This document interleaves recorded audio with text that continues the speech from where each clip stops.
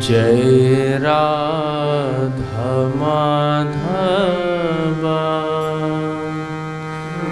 जयो कुंज बिहारी। जय राधा माधवा जयो कुंज बिहारी। जय राधा माधवा जयो कुंज बिहारी।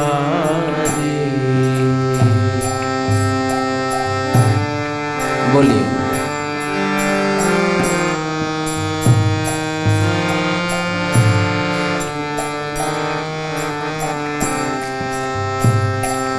जय गोपी जन वल्लभा गिरवरधारी। जय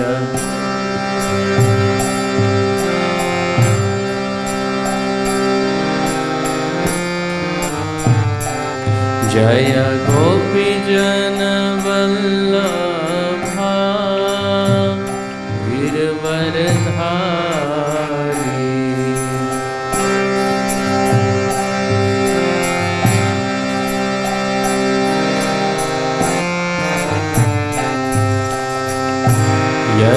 यशोदनंदन व्रज जनरंजन।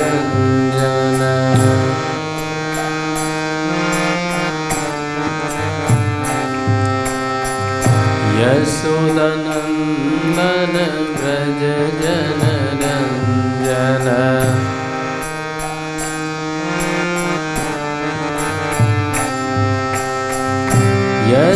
यशोदनंदन व्रज जनरंजन।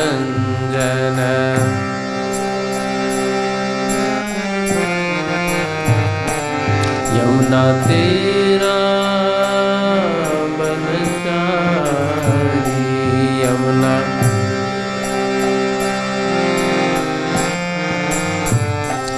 यमुना तेरा बनचारी।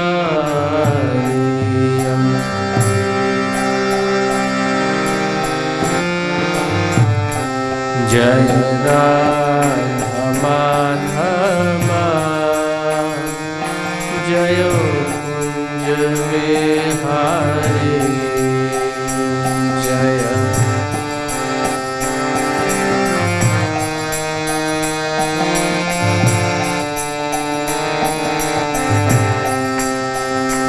हरे कृष्णा कृष्ण कृष्ण हरे हरे। हरे Ram Ram Ram Hare Hare.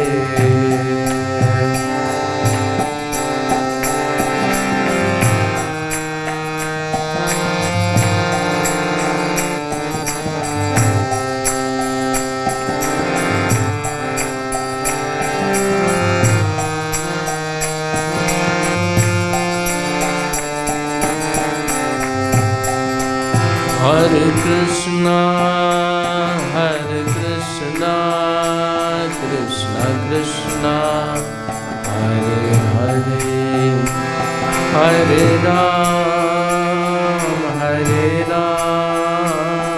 Ram Ram Hare Hare।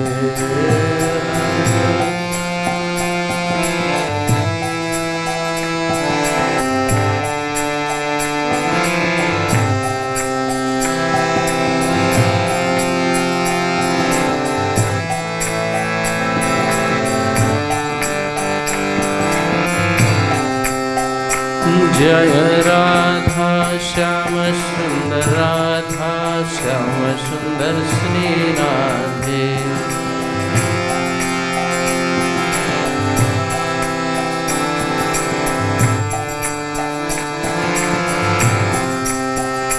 जय कृष्णा बलराम कृष्ण बलराम जय वृंदावन धाम। जय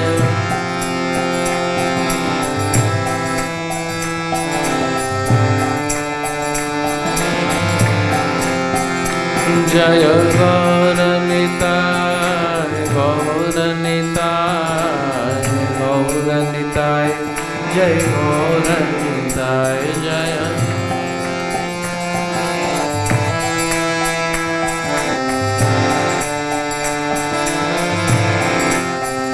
जय जय प्रभुपाद प्रभुपाद प्रभुपाद जय श्रील प्रभुपाद जय जय प्रभु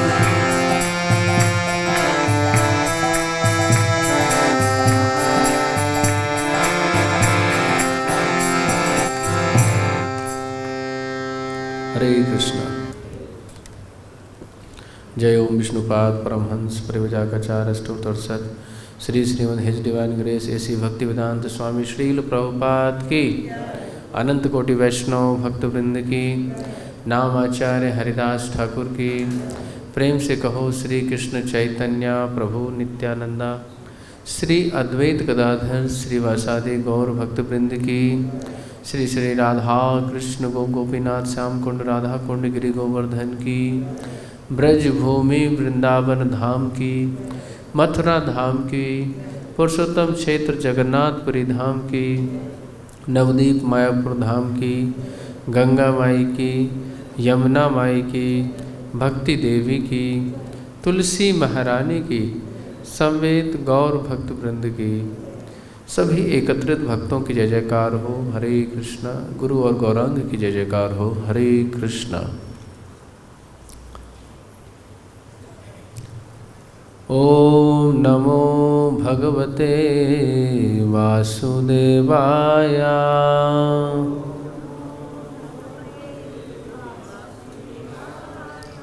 ओम नमो भगवते वासुदेवाय।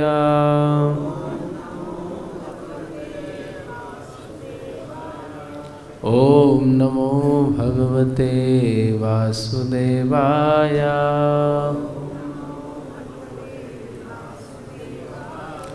नारायणं नमस्कृत्य नरं चैव नरोत्तमं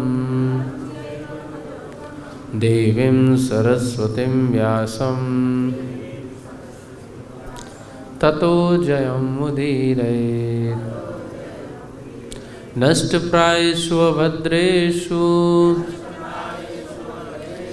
नित्यं भागवत सेवया भगवती उत्तम श्लोके भक्तिर्भवति नैष्टिकीम्। ओम अज्ञानतिमिरान्धस्य ज्ञानाञ्जनशलाकया चक्षुरुन्मीलितं येन तस्मै श्रीगुरवे नमः। श्रीचैतन्यमनाभीष्टं स्थापितं येन भूतले सोऽयं रूपः कदा मह्यं ददाति सौपदान्तिकम्। वन्देऽहं श्रीगुरून् श्रीयुतापदकमलं श्रीगुरून् वैष्णवांश्च श्रीरूपं सहग्रजातान् सहगणा रघुनाथान्वितं तं सजीवं साग्द्वैतं सागदूतं परिजनासहितं कृष्णचैतन्यदेवं श्रीराधा कृष्णपादान् सहगणा ललिता श्रीविशाखान्वितांश्च। नमो विष्णुपादाय कृष्णपृष्ठाय भूतले श्रीमते भक्तिवेदांत स्वामिनिति नाम्ने। नमस्ते सारस्वती देवे गौरवाणी प्रचारिणे निर्विशेषा शून्यवादी पाश्चात्यदेशतारिणे। जय श्री कृष्ण चैतन्य प्रभु नित्यानंदा श्री अद्वैत गदाधर श्रीवासादि गौर भक्तवृंदा।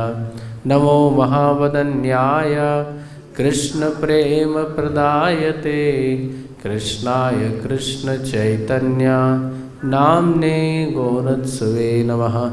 हे कृष्ण करुणा सिंधो दीनबंधो जगतपते गोपीश गोपिका कांता राधा कांत नमोस्तुते।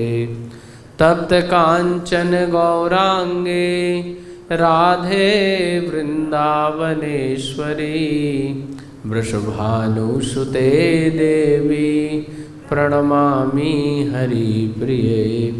वाञ्छाकल्पतरुभ्यश्च कृपा सिन्धुभ्येव च पतितानां पावनेभ्यो वैष्णवेभ्यो नमो नमः। जय श्री कृष्ण चैतन्य प्रभु नित्यानंद। श्री अद्वैत गदाधर श्रीवासादि गौर भक्तवृंदा। हरे कृष्णा कृष्णा कृष्णा हरे हरे, हरे राम राम राम हरे हरे। मुखं करोति वाचालं पंगुं लंघयते गिरिं। यत्कृपाहं वन्दे श्रीगुरुदीनतारिणं परमानन्दमाधवम्। हरे कृष्णा। श्रीमद् भागवतम के सत्र में उपस्थित सभी भक्तों का हार्दिक स्वागत है। आज्ञा ऐसी हुई है कि आज भी श्रीमती राधा रानी के प्राकट्य के उत्सव का कथा कहनी है, क्योंकि प्राकट्य तो कल हुआ था, लेकिन जो जन्मोत्सव है वो दूसरे दिन बनाया गया। उस दिन भी बनाया गया होगा क्योंकि दोपहर में राधा रानी का प्राकट्य हुआ है। कभी कभी कहते हैं अरुणोदय प्रकटी श्री राधा। अरुणोदय अर्थात प्रातःकाल में ही जब ब्रह्मानु बाबा स्नान करने के लिए गए थे तब उनको प्राप्त हुई थी। कहीं कल्प भेद के अनुसार मध्याह्न में अर्थात दोपहर की संध्या वेला में जब स्नान करने गए थे तब उनको प्राप्त हुई थी, जो भी मत माने। तो कल बड़ा ही सुअवसर, बड़ा अच्छा दिन रहा हम सभी लोगों के लिए, वृंदावन वासियों के लिए, कि जो श्रीमती राधा रानी का उत्सव में सम्मिलित होने का अवसर हमें प्राप्त हुआ। और सभी लोग परम आनंदित थे, क्योंकि जो हम गौड़ियाओं का विशेष धन है, हम पहले श्रीमती राधा रानी को जानते हैं, उसके बाद में कृष्ण को जानते हैं। क्यों? क्योंकि हम किससे जुड़े हुए हैं? श्रीमंत चैतन्य महाप्रभु से। चैतन्य महाप्रभु क्या है? राधा भाव सुमिलितम नौमी कृष्ण स्वरूपम, अर्थात है तो कृष्ण लेकिन भाव किसका है? श्रीमती राधा रानी का है। इसलिए हम लोगों का जो विशेष अनुराग है वो श्रीमती राधा रानी से अधिक है। कहा भी जाता है जैसे श्री ललिता जी, श्री विशाखा जी या अन्य जो भी गोपिकाएं हैं, जो अष्ट सखियां हैं श्रीमती राधा रानी की, तो वो श्री राधिका अधिक स्नेहा है। कुछ कई प्रकार की सखियां होती हैं, जैसे सम स्नेहा सखी होती हैं। तो सम स्नेहा अर्थात उनका श्रीमती राधा रानी और कृष्ण दोनों के प्रति समान भाव रहता है। कुछ गोपियां रहती हैं जो कृष्ण स्नेह अधिका रहती हैं, अर्थात उनका श्री कृष्ण के प्रति अधिक अनुराग रहता है। जैसे श्री वृंदा देवी हो गई, कुंदलता जी हो गई, जो भगवान कृष्ण की जो एक प्रकार से भाभी है, जो उपनंद गोप हैं उनके पुत्र हैं, उनको वो ब्याई गई हैं, कुंदलता जी हैं। तो इस प्रकार से अनेक प्रकार के, और जो कुछ होती हैं जो होती हैं राधिका अधिका स्नेहा, अर्थात उनकी जो विशेष रुचि है या विशेष प्रीति है श्रीमती राधा रानी के यूथ में ही रहती है। तो जैसे अगर आप आचार्यपाद श्री रूप गोस्वामी के द्वारा वर्णित ग्रंथों को देखें तो उसमें श्रीमती राधा रानी और विशेष रूप से जो राधा रानी के यूथ हैं, अर्थात उनका जो समूह है जिसमें अष्ट यूथेश्वरी हैं, उनकी क्या क्या गणना है, क्या क्या वेशभूषा है, क्या परिधान पहनती हैं, बड़ा विस्तार से वर्णन है, क्या सेवा करती हैं। इसके बाद फिर उनकी भी जो अष्ट मुख्य यूथेश्वरियाँ हैं, उनकी भी अष्ट सखियाँ हैं, फिर उनकी भी अष्ट सखियाँ हैं। इस प्रकार से सखियों की संख्या करोड़ों करोड़ों हो जाती है, अर्थात कहने का आशय है असंख्य हो जाती हैं। तो अब हम श्रीमती राधा रानी के कुछ प्राकट्य से संबंधित जो कथा है उसको देखेंगे। फिर उसके उपरांत जो श्रीमती राधा रानी के जन्म के प्रमाण, एक बार वृंदावन में बहुत बड़ा हल्ला मचा था, आप लोगों ने देखा होगा सोशल मीडिया पे, कि लोग कह रहे थे कि राधा रानी के जन्म के प्रमाण हैं या नहीं हैं। कुछ लोग तो राधा रानी को काल्पनिक ही बता रहे थे। तो इस प्रकार के तथाकथित वाद विवाद यहाँ उपस्थित हुए थे। तो आज के सत्र में आप सभी के आशीर्वाद से और प्रभु का स्मरण करते हुए हम देखेंगे कि राधा रानी के कितने सारे प्रमाण हैं। बहुत सारे प्रमाण, 10-12 प्रमाण तो हम ही आपको श्रीमद् भागवतम से बता देंगे। यद्यपि श्रीमद् भागवतम में राधा रानी का स्पष्ट नाम लेके कहीं भी नहीं बताया गया है, लेकिन सर्वनाम शब्दों के माध्यम से कहीं पे काचित, कहीं पे कांता, कहीं पे एका, कहीं पे अन्या, इस प्रकार से कई प्रकार के जो सर्वनाम शब्द हैं उनका प्रयोग करके यहाँ पे श्रीमती राधा रानी को इंगित किया गया है, वो हम देखेंगे विधिवत रूप से। तो सबसे पहले श्रीमती राधा रानी का पावन चरित्र स्मरण करते हुए हम स्मरण करते हैं कि जिस प्रकार से भगवान श्री चैतन्य महाप्रभु जब प्रकट हुए थे तो उनका जन्मोत्सव हुआ। 5000 वर्ष पूर्व जब भगवान कृष्णचंद्र प्रकट हुए थे तो उनका भव्य जन्मोत्सव मनाया गया था। पूरा जो ब्रज है, पूरा जो गोकुल है, उसको बड़ा सुंदर सजाया गया था। सुंदर सुंदर बंधनवार हैं उनको सजाए गए थे। सभी जगह जो तांबूल के वृक्ष, नारिकेल के वृक्ष, नारियल के वृक्ष, सभी जगह केले के वृक्ष स्थापित किए गए थे।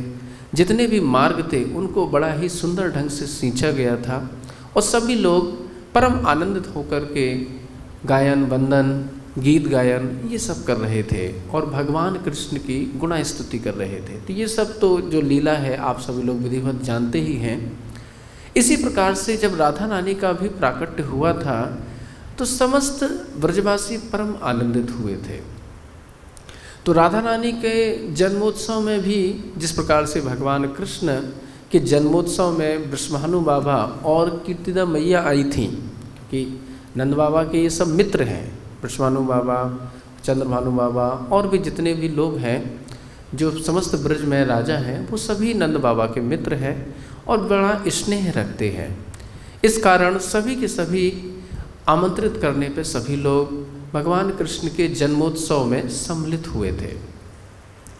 अब राधा रानी के जो जन्म हैं उनकी थोड़े से जो विस्तार हैं उसको देखते हैं।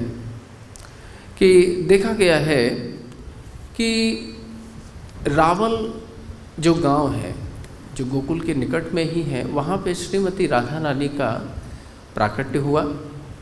कहते हैं जब राधा रानी का प्राकट्य हुआ था उससे लगभग 70 वर्ष पूर्व रावल में एक बिंदु नाम की राजा हुआ करते थे। उनकी 2 कन्याएं थीं, परम सुंदरी कन्याएं। एक का नाम था कीर्तिदा और दूसरा का नाम था कीर्तिमती। जो श्रीमती राधा रानी की माँ हैं उनका नाम है कीर्तिदा। तो ये लोग जो बिंदु राजा हैं उनकी पुत्रियाँ थीं। इधर जो नंदगांव के पास में वृषभानुपुर है वहाँ पे एक राजा हुए और उनके 2 पुत्र हुए जिनका नाम हुआ लव और कुश। वही लव है वही वृषभानु बाबा कहलाने लगे बाद में, और जो कुश थे वो सुभान बाबा कहलाने लगे, सुभान बाबा।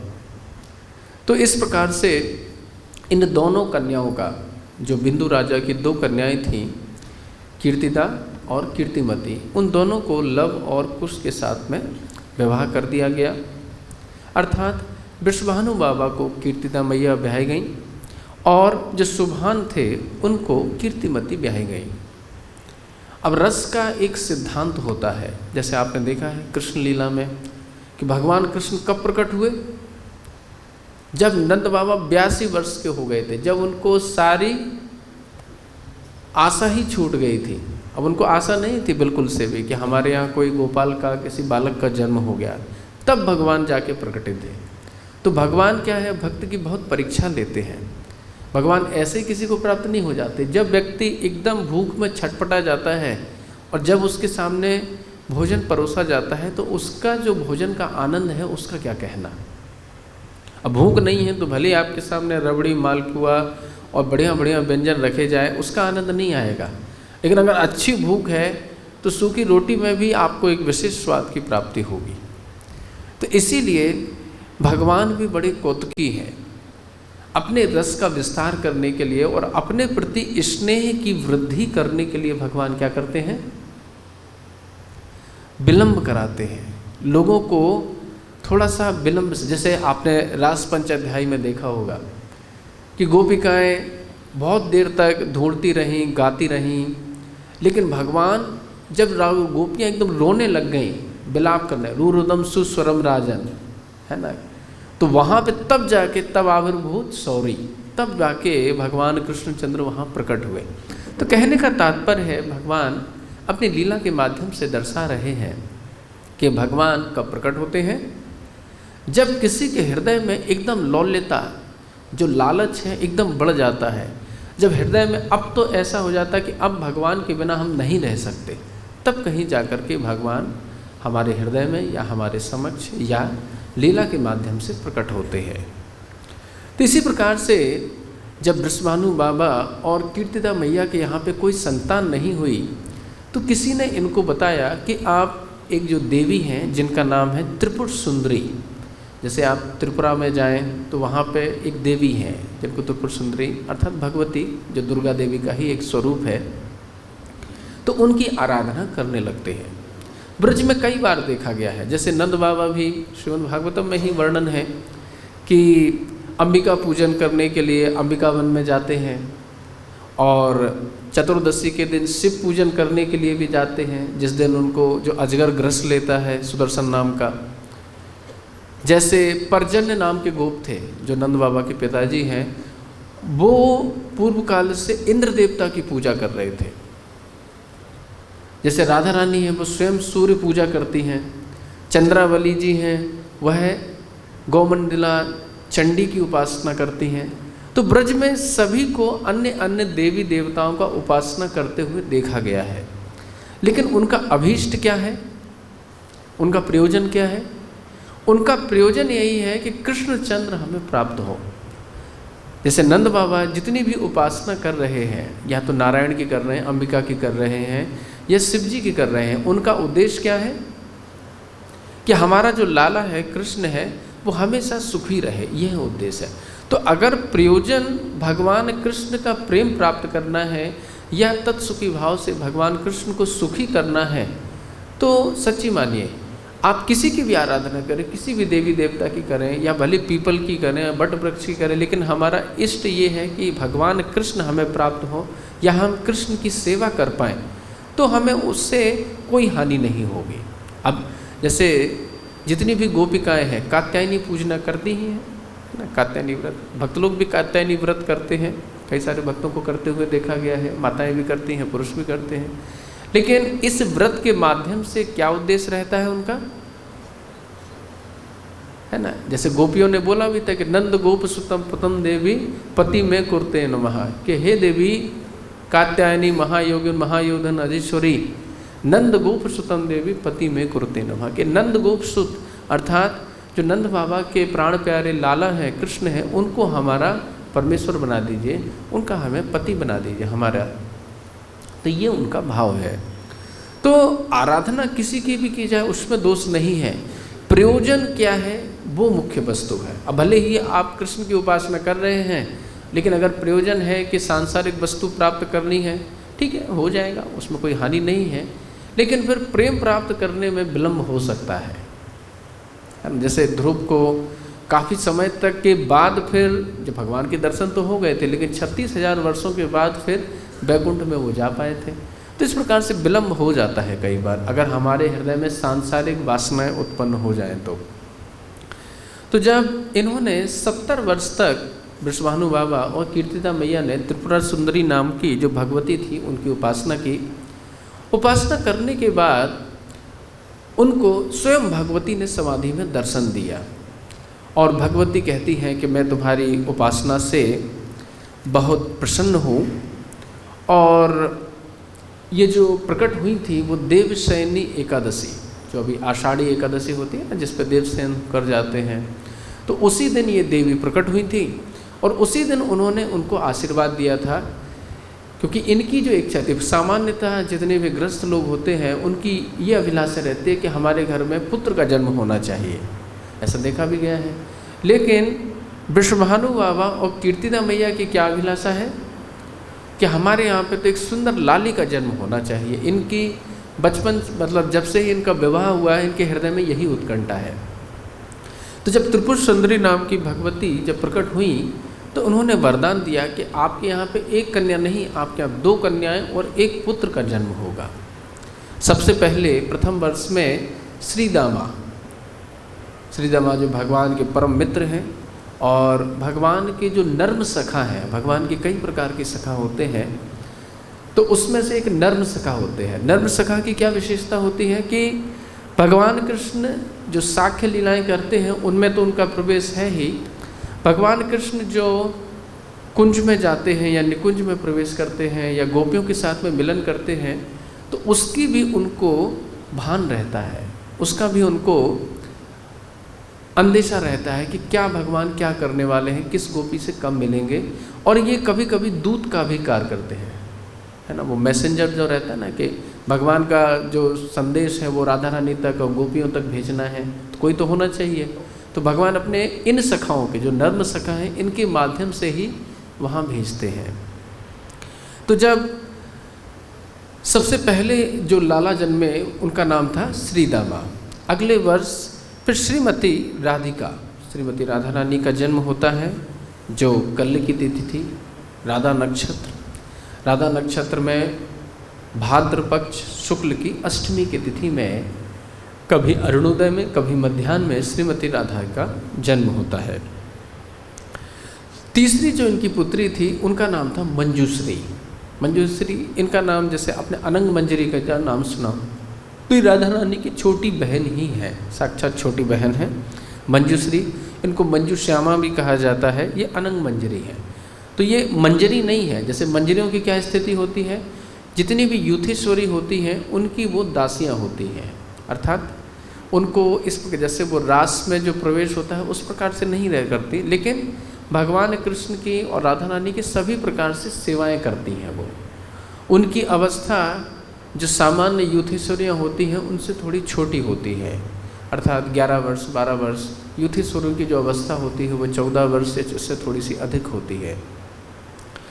तो ये जो अनंग मंजरी हैं, ये मंजरी नहीं है, इनका नाम अनंग मंजरी है, लेकिन इनकी जो सेवा है वह जैसे यूथेश्वरियों की होती है, जैसे ललिता जी, विशाखा जी, इसी प्रकार से हुआ करती है। तो ये भी इनकी बहन हुई। इसके बाद जब इन सभी का प्राकट्य हुआ तो इसकी कथा भी बड़ी विचित्र है। अगर आप जैसे ललित माधव देखेंगे, प्रायः जैसे लोगों को लगता है, जैसे कई बार भक्त लोग प्रश्न भी करते हैं कि भगवान कृष्ण की शक्ति कौन है, श्रीमती राधा रानी, और जितनी भी अष्ट यूथेश्वरियाँ हैं या जितनी भी गोपिकाएँ हैं, तो कहा जाता है कि शक्ति और शक्तिमान में कभी भेद नहीं होता है। तो जब शक्तिमान भगवान श्री कृष्ण प्रकट हो रहे हैं तो उनके साथ में उनकी शक्तियों को भी उन्हीं के साथ प्रकट होना चाहिए, विलंब से तो नहीं होना चाहिए। कई बार लोग प्रश्न करते हैं। तो इसका समाधान अगर आप ललित माधव ग्रंथ पढ़ेंगे तो वहाँ आपको बड़े अच्छे से प्राप्त होगा।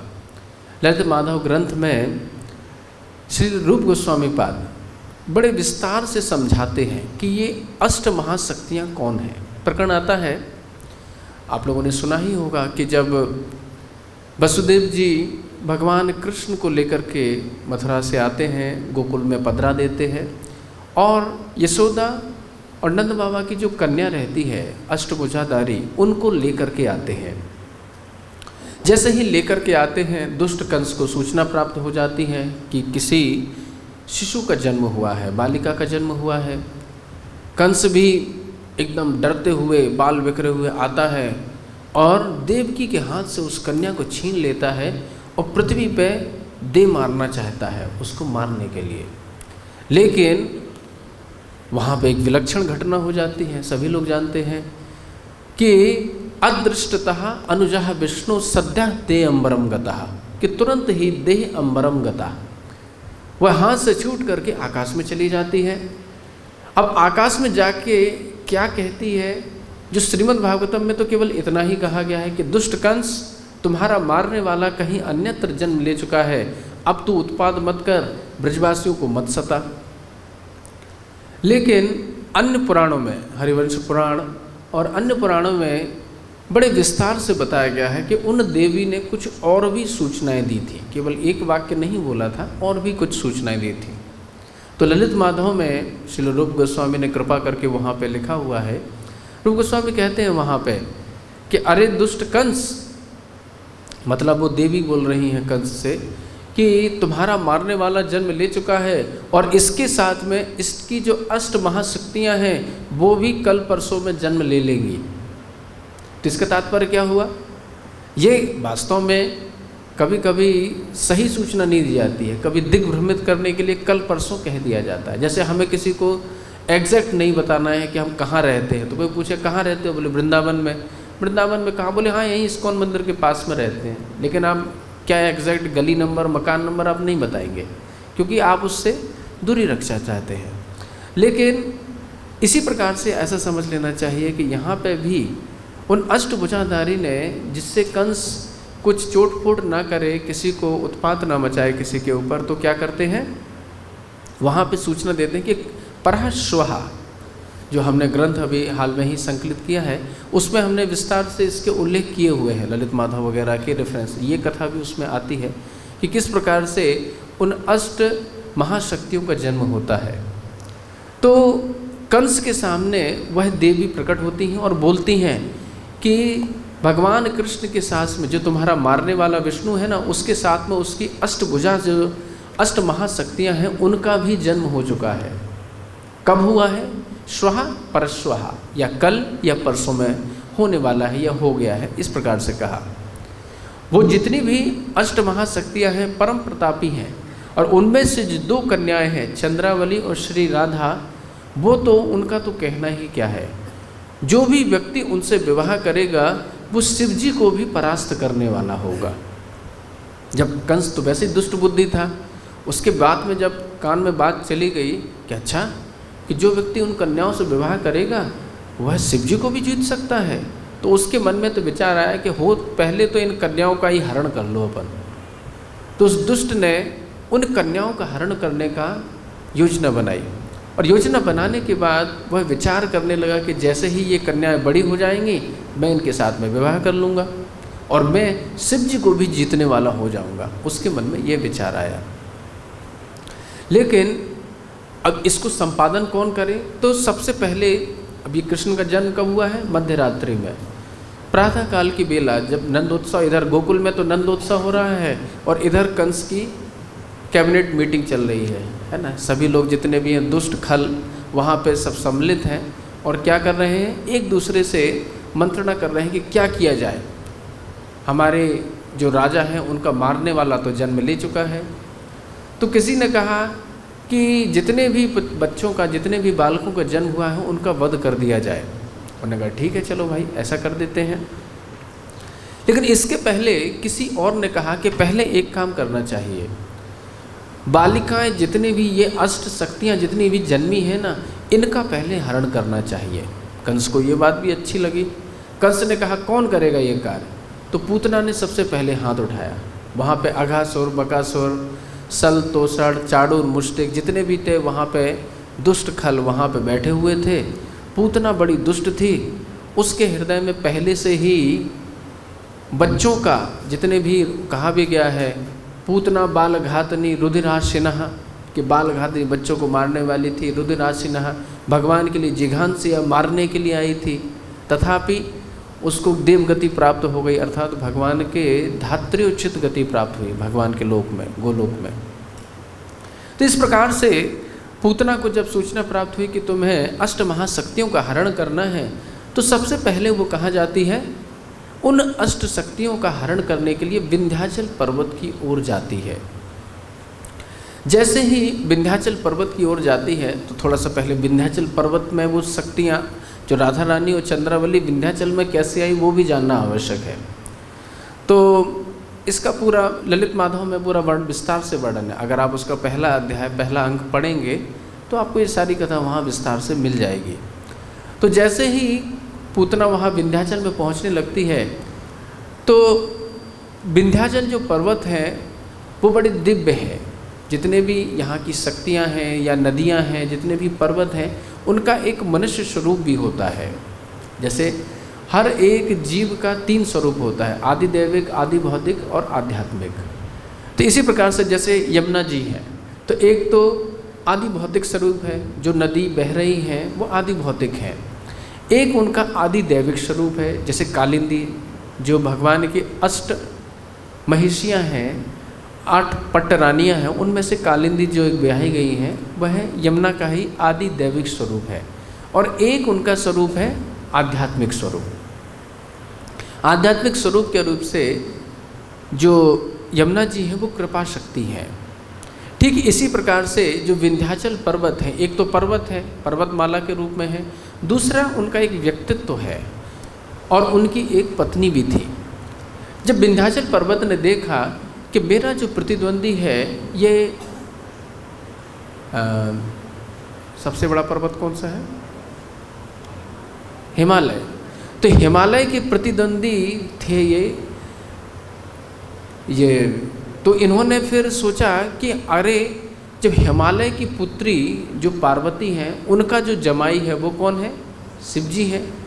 तो विंध्याचल ने सोचा कि हमारा जो जमाई है वो शिव जी से भी बड़ा होना चाहिए। ये हिमालय का जमाई हमसे बड़ा नहीं हो सकता।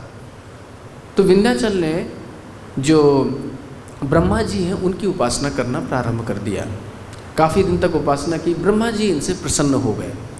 जब ब्रह्मा जी प्रसन्न हुए तो इन्होंने वरदान मांगा कि आप हमें एक नहीं 2 पुत्रियां दो, और ऐसे हमारी पुत्रियां होना चाहिए कि जिनका पति शिव जी से भी बड़ा होना चाहिए और शिव जी को भी जीतने वाला होना चाहिए।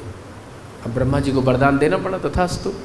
अब शिव जी को भी जीतने वाला इस सृष्टि में केवल एक ही व्यक्ति है, वो कौन है? भगवान कृष्ण, और उनको कोई नहीं जीत सकता।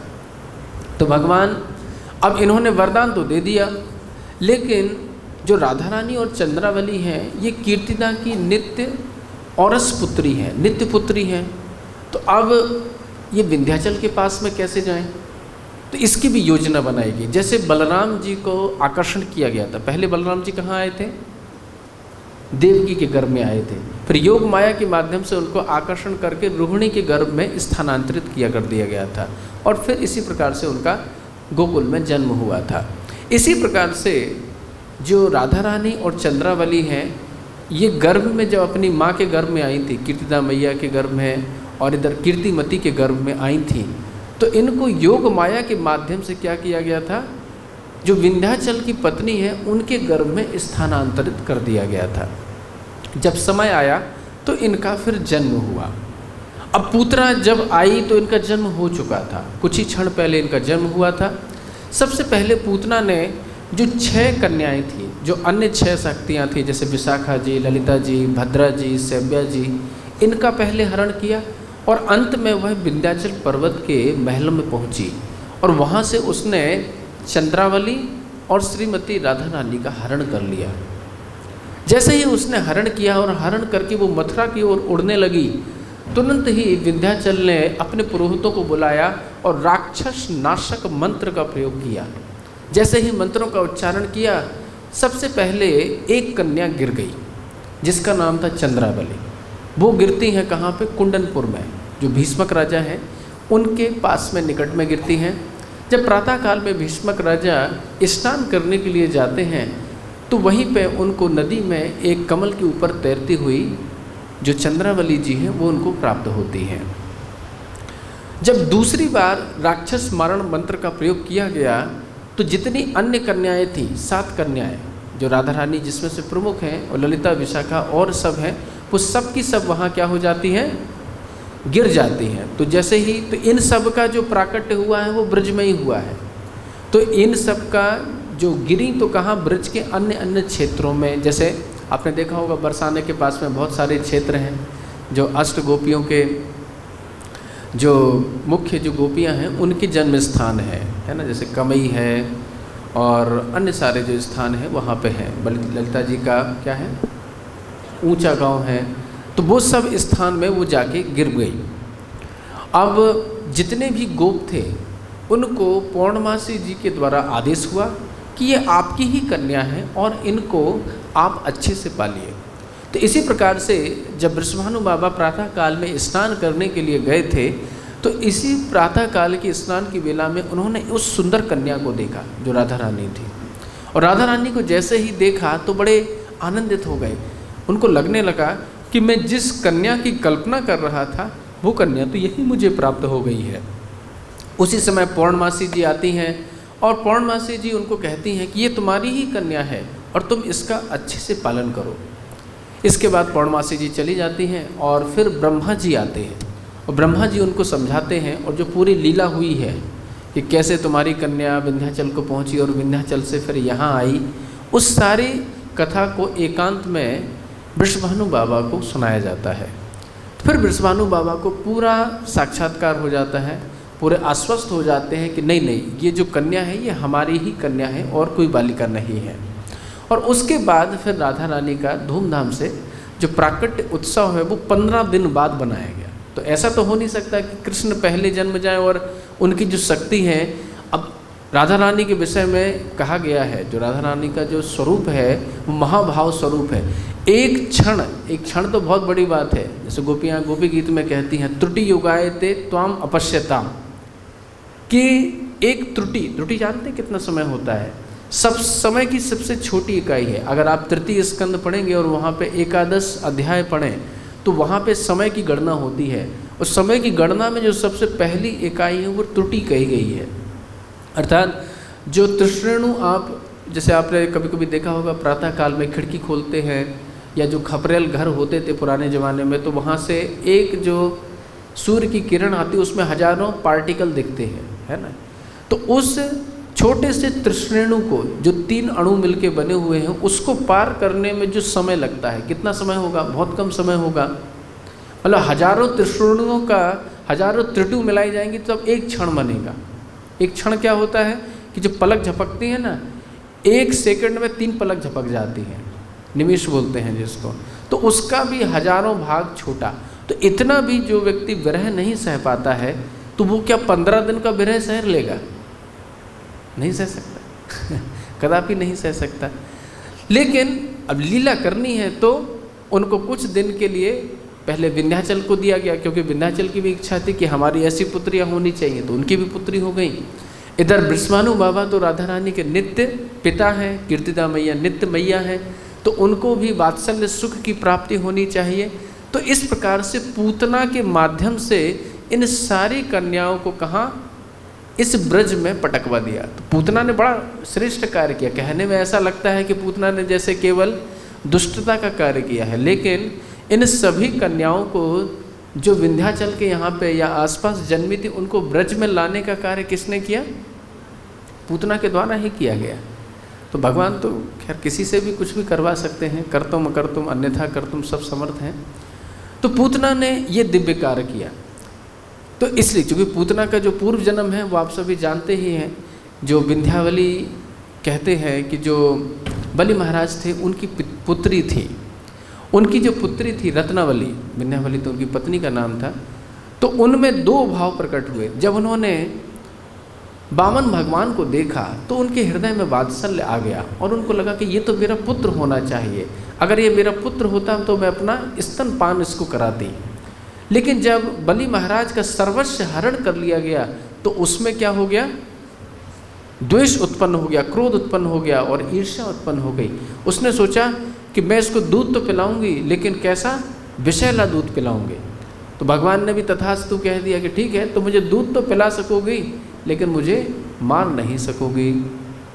तो इस प्रकार से पूतना ने बड़ा जो योजना, तो योग माया ने पूतना को निमित्त बना करके सभी सखियों को ब्रज में स्थापित कर दिया। तो ये तो श्रीमती राधा रानी की कथा हुई कि किस प्रकार से श्रीमती राधा रानी ब्रज में प्रकट हुई हैं। अब प्रमाणों की बात करते हैं। कई बार लोग आक्षेप करते हैं कि आप लोग राधा रानी करते रहते हैं। और आपका जो इष्ट ग्रंथ है वो श्रीमद् भागवतम है, लेकिन उसी में श्रीमती राधा रानी का नाम नहीं है, तो फिर आप क्यों उसका स्वाध्याय करते हैं, क्यों पढ़ते हैं? तो ऐसे जिनके कुतर्क हैं उनके लिए आज हम विशेष प्रमाणों की एक श्रृंखला प्रस्तुत करते हैं। सबसे पहले जो श्रीमद् भागवतम का 10वां स्कंद है उसका 5वां अध्याय, 5वें अध्याय में जो 18वां श्लोक है उसमें स्पष्ट कहा गया है कि तत् आरंभ नंदस्य ब्रजा सर्व समृद्धिवान हरे निवास आत्मगुणे रमा क्रीडन अभूत नृपा। तो यहाँ पर रमा शब्द का प्रयोग हुआ है। एक वक्त जो पद्म पुराण की एक उक्ति है उसमें कहा गया है बैकुंठस्तु रमा प्रोक्ता जानकी दंडका वने रुक्मिणी द्वार वत्यायाम और राधा वृंदावने बने। अर्थात प्रकरण के अनुसार आपको रमा शब्द का अर्थ लगाना पड़ेगा। रमा शब्द या श्री शब्द या लक्ष्मी शब्द ये प्रकरण के अनुसार लगाए जाते हैं, ठीक है ना। अब यहाँ पे प्रकरण क्या चल रहा है?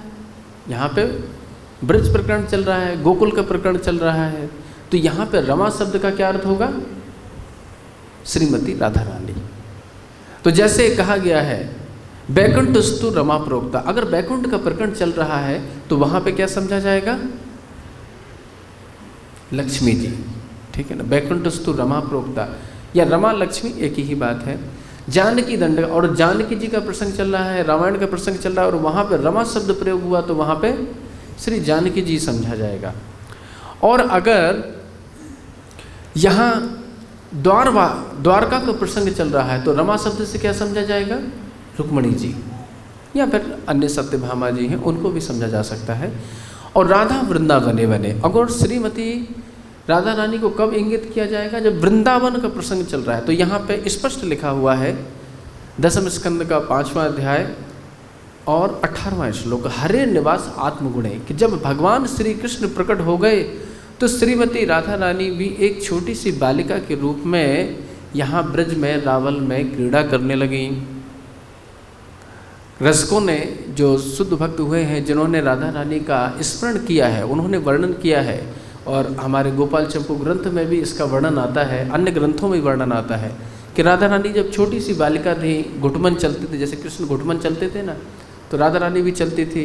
उनके कानों को छेद दिया गया था, उनकी जो चोटियाँ थीं, अभी इतने बड़े बाल तो है नहीं कि जिसकी बेणी गूंथी जा सके, तो कीर्तिदा मैया ने 2 पोए बना करके एक इस तरफ और एक इस प्रकार के इनके बालों को बांध दिया। जब वो घुटमन चलती थी तो ऐसा लगता था जैसे गैया के कान हिलते हैं, उसी प्रकार से उनके कान हिलते थे। अभी अभी उनका कर्ण छेदन भी करा दिया था, कर्ण छेदन करा करके एक हीरे की बाली उनके कान में पहना दी गई थी। और जब वो घुटमन चलती हुई जाती थी तो बार बार दर्पण में अपने श्रीमुख को देखती और ऐसे ऐसे हिला करके अपने कुंडल को देखती कि कैसी बाली मेरे कान में घूम रही है कि नहीं घूम रही है। तो इस प्रकार से सुंदर बाल लीलाएँ जिस प्रकार से भगवान श्री कृष्ण की है, इसी प्रकार से श्रीमती राधा रानी और उनकी जो अन्य सखियाँ थीं वो भी इस ब्रज रज में लौट करके बहुत सारी क्रीड़ा किया करती थी। जब श्रीमती राधा रानी युवा अवस्था में प्राप्त हुई या फिर कहें किशोरी अवस्था में प्राप्त हुई तो बाल्यकाल से ही कृष्ण का दर्शन कर रही थी, लेकिन पूर्व राग अवस्था कहते हैं कि जब कालिया का दमन किया था यहीं पर काली दैन में, तब गोपियों में पूर्व राग उपस्थित हो गया था, उनमें किशोर अवस्था प्राप्त होने लगी थी। और किशोर अवस्था प्राप्त होते ही उनके हृदय में लालसा हुई कि हम श्री कृष्ण की सेवा माधुर्य भाव से करें। एक दिन राधा रानी अपने महलों में बैठी हुई थी विश्वानु बाबा के घर पे, और उनका एक बड़ा सुंदर तोता है जिसका नाम है विचक्षण। विचक्षण जो तोता है उसको सुंदर सुंदर अनार के दाने अपने हाथों से खिला रही थी। उनके हाथ पे वह तोता बैठा हुआ था और उनको श्री कृष्ण का बड़ा स्मरण हो रहा था, श्रीमती राधा रानी को, और उनको लग रहा था कि कब कृष्ण के दर्शन हो। प्रायः नित्य ही दर्शन करती हैं, जब कृष्ण गैया चराने जाते हैं तो इधर से ये उनका दर्शन करती हैं और कृष्ण श्रीमती राधा रानी का दर्शन करते हैं। जब गैया चरा करके लौट करके आते हैं तब भी दर्शन करती हैं। जब ये सूर्य पूजन के बहाने से राधा कुंड जाती हैं तब भी श्री कृष्ण का दर्शन करती हैं। तो अष्ट आयाम में अर्थात 8 प्रहरों में ये श्री कृष्ण का दर्शन कर रही हैं, लेकिन इनकी इतनी विचित्र दशा रहती है कि दर्शन करने के बाद तुरंत भूल जाती हैं कि हमने कृष्ण का दर्शन किया है। और जैसे ही कृष्ण का पुनः दर्शन करती हैं तो उनमें ऐसा उन्माद आ जाता है, उनको लगता है मैं पहली बार अपने प्यारे को देख रही हूँ। तो ये अद्भुतता केवल श्रीमती राधा रानी और उनके प्रेम में ही है। तो उस समय जब वो अपने महलों में बैठी थी और अपने सुख के साथ में, विचक्षण के साथ में वार्ता कर रही थी, तो उनके हृदय में लालसा हुई कि मैं अपने भावों को श्री कृष्ण तक पहुंचा दूं कि हाय मेरी कैसी दशा हो गई है। तो यहाँ पे बड़ा सुंदर श्लोक है, ये आनंद वृंदावन चंपू में कवि कर्णपुर जी ने बड़े विस्तार से इसका वर्णन किया है। तो दुराप जन वर्तनी रतिर अतप्रा भूयसी गुरु उक्ति विश्ववर्षणे मति रतीव दौस्तम में गदा। राधा रानी कह रही हैं कि हाय मेरी कैसी दशा हो गई है। दुराप जन वर्तनी, मेरी जो मति है, मेरी जो रति है, वो ऐसे व्यक्ति में लगी है जिसका दर्शन करना भी कितना दुर्लभ है, क्योंकि कृष्ण का दर्शन हमेशा तुमको प्राप्त होता नहीं था। अतपत्र पा भूयसी, और मुझ में लज्जा भी बहुत अधिक है। अगर कोई व्यक्ति निर्लज्ज है तो किसी के घर में भी घुस जाए, लेकिन श्रीमती राधा रानी तो परम लज्जाशीला है कि हाय मैं इतनी लज्जाशीला हूँ कि मैं कहीं जा भी नहीं सकती हूँ, और अगर मैं कृष्ण की वार्ता करती हूँ तो गुरु उक्ति विश्ववर्षणे, मेरे जो निकट की संबंधी हैं, मेरे सास ससुर हैं, ये हमेशा ही पहने पहने बाण चलाते रहते हैं कि ये कृष्ण से मिलने के लिए उत्तर है, ये कृष्ण की बातें कर रही है तो मैं वो भी नहीं कर पा रहा हूँ। दोस्तम में गता, मेरी तो बड़ी विकट अवस्था हो गई है। बपू परवशम जनु, मेरा स्त्री देह है, परवश हो, माता पिता सास ससुर के मैं अधीन हूँ। परम इदम कुलीन अन्वय, और मेरा जन्म भी एक कुलीन परिवार में हुआ है। मैं क्या करूँ। ना जीवती तथापि, मैं तो बिल्कुल भी इस जीवन को धारण नहीं करना चाहती, लेकिन हे कृष्ण पता नहीं तुम्हारे स्मरण के कारण मैं अपना देह भी नहीं त्याग पा रही हूँ। तो इस प्रकार से जब ये सुंदर श्लोक उन्होंने गाया, भाव में गाया, तो जो विचक्षण सुख था उसने इसको स्मरण कर लिया। और विचक्षण चरण जो सुख है वो क्या है, दूत का कार्य करता है, मैसेंजर का। तुरंत उसने वो श्लोक को कंठ कर लिया, स्मरण कर लिया, और उड़ते हुए भगवान कृष्ण के महलों में पहुंचा। इधर कृष्ण भी मधुमंगल के साथ में बैठे हुए थे और वार्ता कर रहे थे। कृष्ण के हृदय में भी राधिका के प्रति बड़ा प्रेम था और स्मरण कर रहे थे कि हाय पता नहीं कब से मुझे हमारी जो शक्ति है श्रीमती राधा रानी उनका दर्शन ही नहीं। यद्यपि अभी दर्शन करके आए हैं दोनों, जब ये गौशाला से लौटे हैं अभी दूध निकाल करके, तो अभी अभी दोनों के चातुराक्षी प्रीति हुई है, दोनों के चौनचरा हुए हैं, दोनों के नेत्र मिलन हुए, लेकिन फिर भी विस्मरण हो जाता है। तो वह तोता यही श्लोक, श्रीमती राधा रानी का यह श्लोक कृष्ण को सुनाता है, और कृष्ण का यह श्लोक सुनकर के फिर क्या हो जाता है, कृष्ण के हृदय में भी बड़ा प्रेम उद्दीप्त हो जाता है। भगवान कृष्ण भी उस तोते को बड़ा प्रेम कर रहे हैं, अपने हाथों से अनार के दाने और जो भी उसको प्रिय भोजन है, तोता क्या खाता है ज़्यादातर, मिर्ची उर्ची खाता है, तो उसको अपने हाथों से जो उसकी केले की फाँक, आम की फाँक, मिर्ची, अनार के दाने सब कुछ उसको खुद खिला रहे हैं। इतने में भगवान मधुलिका जी जो श्रीमती राधा रानी की सेविका हैं वो उनके पास आती हैं और अपना तोता मांगने लगती हैं। तो इधर मधुमंगल बोलते हैं, वाह तुम्हें तो जो भी हमारी अच्छी चीज़ दिखती है ये गोपियाँ तो अपना अधिकार समझने लगती हैं। देखो ये हमारा तोता है, हमारे हाथ पे बैठा है, हमारा पालतू है, अगर हमारा पालतू नहीं होता तो अभी तक उड़ जाता। यशोदा मैया ने किसी प्रकार से उस तोते को मधुलिका को दिलाया और मधुलिका के द्वारा फिर राधा रानी को भेज दिया गया। तो वही जो तोते हैं वो कौन है, श्री सुखदेव गोस्वामी हैं, जो श्री राधा रानी के नित्य संगी हैं, जो गोपियों की और जितने भी कृष्ण की गोपियों के साथ में वार्ता है, जो लीलाएं हैं, उनको देखते हैं, सुनते हैं, गाते हैं। वही सुख यहाँ पर श्रीमद् भागवतम में इस पूरे चरित्र का गायन कर रहे हैं। जब एक दिन विचक्षण सुख, जब राधा रानी अपने गोलोक से यहाँ पर आने लगी तो सुखदेव गोस्वामी ने भी कहा, अर्थात जो सिख हैं विचक्षण के, हम भी आपकी लीला में सम्मिलित होना चाहते हैं और आपकी लीला का गान करना चाहते हैं। इस प्रकार से जब उन्होंने कहा कि आपकी लीला का गान करना चाहते हैं तो राधा रानी ने कहा ठीक है, तुम हमारी लीलाओं का अवश्य गान करो, 2 चीज़ों का स्मरण रखना कि जितनी लीला है उन सभी का गायन करना, और दूसरी बात, हम सखियों का नाम कभी मत लेना, क्योंकि कभी अनधिकारी व्यक्ति अगर हमारी कथाओं को सुनेगा तो हमारी नाम को कहीं उछालने ना लगे, उसके मन में कहीं कोई अन्य भाव ना आ जाए, तो इसलिए हमारे नाम को कदापि मत कहना, लेकिन जितनी भी लीला है हमारी और कृष्ण की, उन सभी वार्ताओं को स्पष्ट रूप से कहना। इसलिए सुखदेव गोस्वामी ने कभी नाम नहीं लिया, लेकिन संबोधनों के माध्यम से या फिर कहें जो सर्वनाम शब्द है उसके माध्यम से कई बार श्रीमती राधा रानी को इंगित किया है।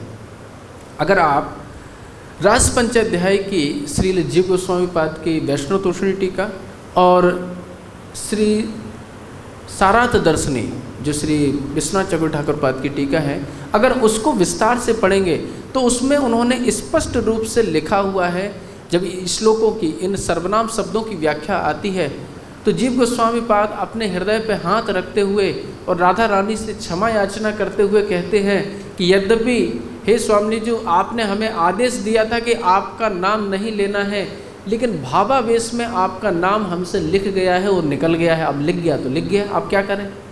तो इसलिए अब वास्तव में हम जीवों पे कृपा करने के लिए ही वहाँ पे उन्होंने ये सारे प्रमाण दिए। कोई कह सकता है कि आप कहाँ से बोल रहे हो, तो हम कहीं अन्य से नहीं बोल रहे हैं, हमारे ही आचार्यों ने जो टीकाओं में जो नाम है स्पष्ट रूप से वहाँ पे लिखा हुआ है।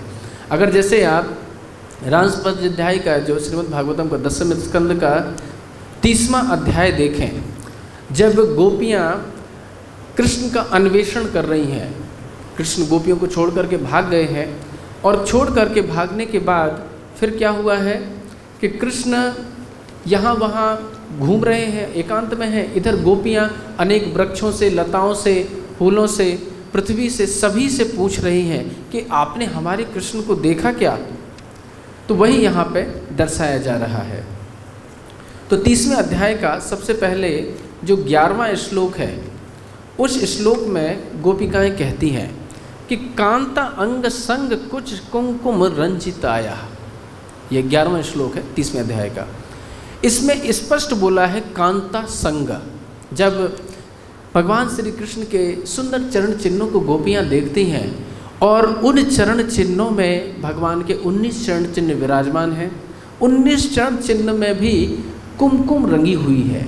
कौन सी कुमकुम है वो, तो बोल रहे हैं कांता संग, कांता अंग संग कुछ कुमकुम रंजिताया। प्रेम में श्रीमती राधा रानी के वक्ष स्थल पे जो कुमकुम लगा था वह श्री कृष्ण के चरणों पे विराजमान हो गया था, और उन्हीं चरणों से जब वह श्री वृंदावन की भूमि पे विचरण कर रहे थे तो वह उन्होंने देखी। तो ये कांता शब्द किसके लिए है, अब राधा रानी का नाम तो नहीं लिखा गया, लेकिन यहाँ पे क्या बोल दिया गया, श्रीमती राधा रानी को ही इंगित किया गया।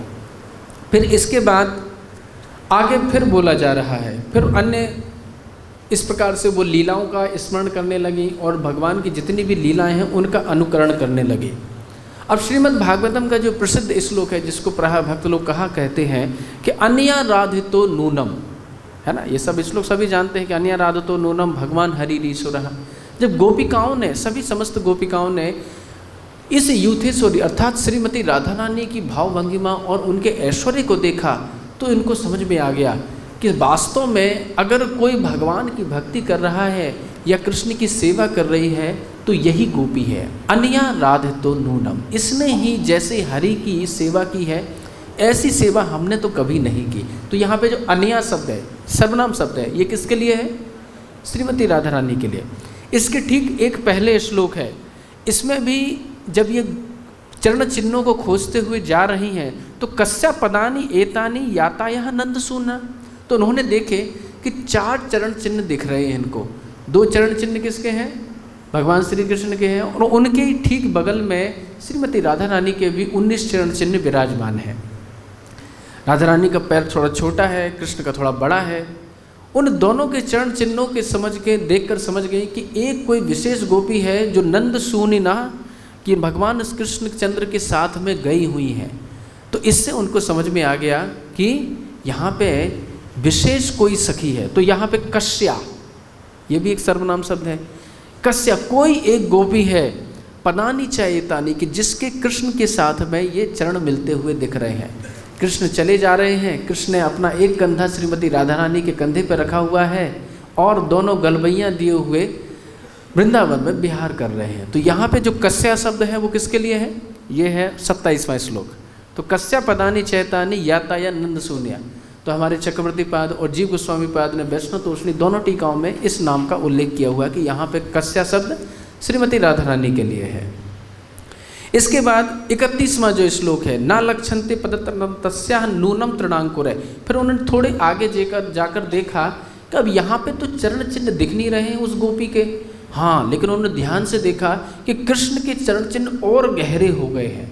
तो उनके हृदय में और ईर्ष्या उत्पन्न हो गई, जो चंद्रावली थी ना उनके हृदय में और उनके यूथ में, कि यहाँ पे हो सकता है स्कंद आरोह्यताम, श्री कृष्ण ने अपने कंधे के ऊपर ही उस सखी को चढ़ा लिया होगा। वहाँ पे विशेष लीला हुई थी। श्रीमती राधा रानी ने कुछ पुष्पों को देखा, चंपा के पुष्पों को, और उनके हृदय में इच्छा हुई कि मैं कृष्ण चंद्र के लिए एक सुंदर माला बनाऊं। तो भगवान ने उनको अपने कंधे पे उठाया और श्रीमती राधा रानी उन पुष्पों का चयन करने लगी। तो इसलिए वहाँ पे जो कृष्ण के चरण चिन्ह हैं और भी गहरे हो गए। तो यहाँ पे जो तस्या शब्द है कि उस गोपी के, तो सर्वनाम शब्द किसके लिए है? श्रीमती राधा रानी के लिए है। इसके बाद 33वें श्लोक में भी है कि जब पुष्पों का चयन कर लिया तो भगवान कृष्ण अपने हाथों से ही श्रीमती राधा रानी के वेणु का गुंथन कर रहे हैं। आप लोग जो सरोवर है कुसुम सरोवर, वहाँ गए होंगे और वहाँ पे एक विशेष चित्र का दर्शन किया हुआ कि भगवान कृष्ण राधा रानी का वेणी गुंथन कर रहे हैं। वो यही लीला का स्मरण है कि अत्र आरोपितः कांता पुष्प हेतु महात्मना, कि यहाँ पे जो कृष्ण ने और राधा रानी ने पुष्प चयन किए थे वह श्रीमती राधा रानी के वेणी में। तो यहाँ पे जो कांता शब्द है किसके लिए प्रयोग किया गया? श्रीमती राधा रानी के लिए। 34वें श्लोक में भी जो कांता शब्द और कामिन्या शब्द का प्रयोग किया गया वो राधा रानी के लिए है। इसके बाद अगर आप भ्रमर गीत पढ़ें तो वहाँ पे जब भ्रमर गीत प्रारंभ होने वाला है और राधा रानी उन सुंदर श्लोकों का कि कितब मधुप बंधु है ना, कि मधु के एक भौरे को देखती हैं, तो वहाँ पे श्लोक प्राप्त होता है कि काचित मधुकरम दृष्टवा ध्यायन्ति कृष्ण संगमम, कि उद्धव ने वहाँ पे देखा कि कोई एक विशेष है काचित। यहाँ पे अभी नाम नहीं लिया गया, काचित शब्द बोलकर, काचित मतलब कोई गोपी। कौन है वो गोपी?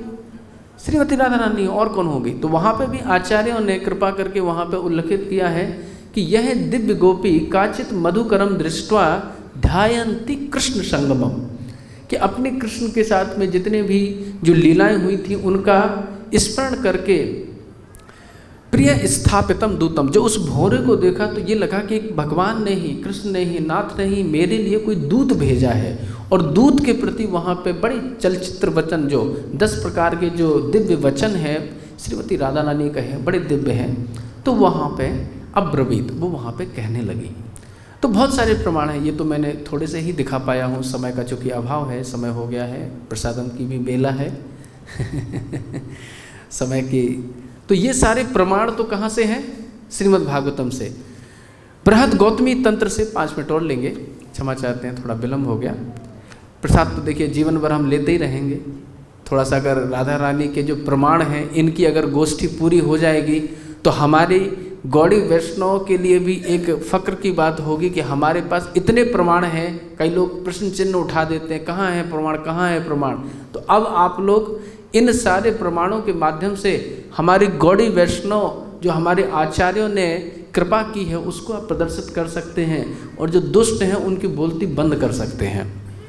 बृहद गौतमी तंत्र में बताया गया है, देवी कृष्णमयी प्रोक्ता राधिका पर देविता सर्व लक्ष्मीमयी सर्व कांति ही सम्मोहनी परा।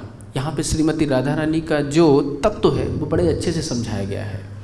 देवी हैं अर्थात दीप्तमान है, कृष्णमयी है, अंदर भी कृष्ण है और बाहर भी सर्वत्र कृष्ण ही कृष्ण का दर्शन करती हैं। प्रोक्ता, प्रोक्ता का तात्पर्य है कई सारे शास्त्रों में कहा गया है, केवल श्रीमद् भागवतम या 1-2 पुराण नहीं, अन्य अन्य जितने भी वेद हैं वहाँ पे भी इसकी चर्चा आती है। राधिका जिनका नाम है पर देवता, जैसे कृष्ण पर तत्व हैं, इसी प्रकार से सबसे श्रेष्ठ तत्व कौन है? श्रीमती राधिका हैं। सर्व लक्ष्मीमयी, जितनी भी लक्ष्मी है उनसे ही प्रकट हुई हैं, उन्हीं की ही कांति हैं, उनकी ही शक्ति हैं। सर्व कांति ही सम्मोहनी परा।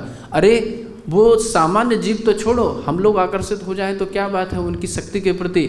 स्वयं कृष्णचंद्र जो कौन है? मदन मोहन है कि कामदेव को आकर्षित कर लेते हैं, वह भी श्रीमती राधा रानी उनको भी मोहित कर लेती हैं। तो ऐसी हैं श्रीमती राधा रानी। अन्य पुराणों में आया है, पद्म पुराण के उत्तरखंड में, यथा राधा प्रियो विष्णु तस्या कुंडम प्रियम यथा सर्व गोपेशु सावेका विष्णु अत्यंत बल्लभा। तो यहाँ पे भी श्रीमती राधा रानी का नाम आ गया। मत्स्य पुराण में आता है, वाराणस्याम विशालाक्ष्मी विमला पुरुषोत्तमे रुक्मणी द्वारवत्याम तु राधा वृंदावनी बने। तो राधा नाम कहाँ पे आया है? मत्स्य पुराण में आया है कि प्रकरण के हिसाब से बता दिया गया। आदि पुराण के श्लोक में आता है, तत्रति राधिका शश्वत अति प्राण प्रिय हरे किमहम वर्णे भाग्यम राधाया परम अद्भुतम ब्रह्माद्वयो अपि न विदुः परमानंद मंदिरे। अरे ब्रह्मा जी, शिव जी भी जिनकी ख्याति को नहीं जानते हैं, ऐसी है श्रीमती राधा रानी जो प्राण प्रिया हरे, जो श्री कृष्ण के भी क्या है? प्राण प्रिया है। ब्रह्म वैवर्त पुराण में लिखा गया है कि आदो राधाम समुच्चार्थम पश्चात कृष्णम तपरात परम, कि पहले श्रीमती राधा रानी का नाम लेना चाहिए, फिर कृष्णचंद्र का नाम लेना चाहिए। सा एव पंडिता है योगी, जो योगी हैं वो इस प्रकार से कार्य करते हैं। इसका मतलब क्या हुआ कि कभी राधा रानी का अकेले नाम नहीं लेना है, नहीं तो ये क्यों बोला जाता है? आदो राधाम समुच्चार्थम पश्चात कृष्ण परम, यानी कृष्ण का नाम तो लेना है लेकिन राधा के बिना नहीं लेना है, और राधा रानी का भी नाम लेना है वो कृष्ण के बिना नहीं लेना है। इसीलिए चैतन्य महाप्रभु ने जो दिव्य नाम दिया है वो कौन सा दिया है? हरे कृष्ण।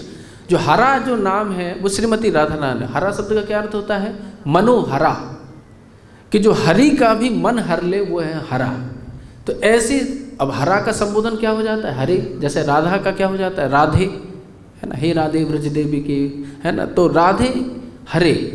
तो हरे क्यों बोला गया? परोक्षवादः प्रियः, परोक्ष में जो प्रिय होते हैं उनका नाम नहीं। जैसे कभी भी स्त्रियां अपने पति का नाम नहीं लेती, इसमें क्या कारण है? प्रिय वस्तु का कभी नाम नहीं लेना चाहिए। इसीलिए राधा रानी भी कृष्ण का कभी नाम नहीं लेती हैं और कृष्ण भी कभी भी राधा रानी का नाम नहीं लेते हैं। तो कहने के लिए तो राधा तत्व के ऊपर तो 1-2 सप्ताह भी कहा जाए तो बहुत कम है, लेकिन वाणी को मैं विराम करता हूँ। और आप सभी भक्तों के लिए एक बहुत ही शुभ सूचना है। जो ग्रंथ की आप प्रतीक्षा कर रहे थे वो ग्रंथ आ गया है। आज मैं अपने साथ में बारिश हो रही थी तो ज़्यादा ग्रंथ तो नहीं ला पाया हूँ, कुछ 10-15 ही ग्रंथ हैं मेरे पास। तो अगर किन्हीं भक्तों की इच्छा है जो भगवान की बाल लीलाओं को समग्र रूप से जानना चाहते हैं तो यहाँ आकर के उसको वो ले सकते हैं। इस ग्रंथ के बारे में हमने पहले भी आपको बताया हुआ था। इसमें भगवान कृष्ण की जितनी भी बाल लीलाएं हैं उनको व्यापक तरीके से अन्य अन्य ग्रंथों से संकलित करके श्रीमद् भागवतम और गोपाल चंपू, आनंद वृंदावन चंपू, शूर सागर, गर्ग संहिता, भगवान जितनी भी आचार्यों की टीकाएं हैं, कर्णामृत, कृष्ण कर्णामृत और पद्मावली, अनेक 16 ग्रंथों से उसमें संकलन किया गया है। वो बड़ा सुंदर संकलन हुआ है। और भगवान कृष्ण की 50 अद्भुत बाल लीलाएं, ये केवल बाल लीलाएं, जो भगवान के 10 अध्याय हैं प्रथम वो हैं। तो जितने भी प्रचारक लोग हैं उनको अवश्य ही ये सहायता करेगी, क्योंकि कई बार भगवान की जो बाल लीलाएं होती हैं उसमें असमंजसता होती हैं। और एक चीज़ और अच्छा किया है कि भगवान की जितनी भी बदन लीलाएं हैं, मतलब बाल लीलाएं हैं, उन सबको यहाँ पे प्रकट किया गया है। कई बार जो ग्रस्त लोग होते हैं, विशेष रूप से माताएं रहती हैं, वो सोचती हैं कि हाय हम तो भगवान कृष्ण का इतना नाम नहीं कर पा रही हैं, भागवत नहीं पढ़ पा रही, हम क्या करें। लेकिन अगर आप इस ग्रंथ को पढ़ लेंगे तो आपको हृदय में बात बैठ जाएगी कि भगवान किस प्रकार से बोलना सीखे थे, चलना सीखे थे, गाना सीखे थे, उनका किस प्रकार से बाल लीलाएं हुई थी। तो अगर आप अपने बच्चों की भी लीलाएं देखेंगे तो उसके माध्यम से भी आपको भगवान कृष्ण का स्मरण होगा। तो इस ग्रंथ के माध्यम से हर कोई कृष्ण भावना भावित हो सकता है। इसी के साथ मैं अपनी वाणी को विराम करता हूँ। हरे कृष्णा। ग्रंथराज श्रीमद् भागवतम की, श्रीमती राधा रानी की। राधा रानी प्राकट्य उत्सव महामहोत्सव की